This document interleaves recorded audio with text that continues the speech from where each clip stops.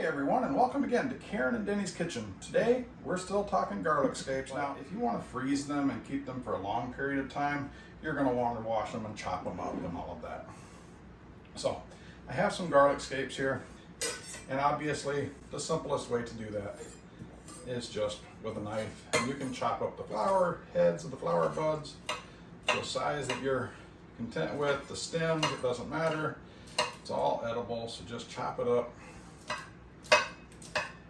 And that obviously works great. Now, if you've only got a few garlic scapes, this works really, really well.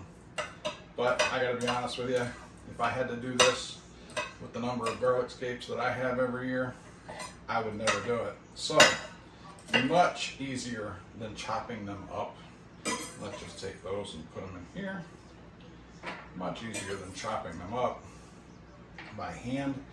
I would much rather use a processor, okay? Now, it doesn't matter if it's a mechanical processor or electric processor, whatever you want to use.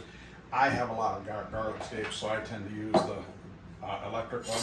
So all you're gonna do to do this is just simply take your garlic scapes, and I might cut them in half just to make them fit in there a little better.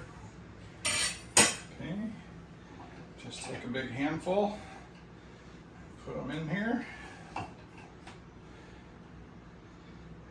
We'll chop them up real quick. And you just want to chop them until you get them down to a consistency that you like. So we're going to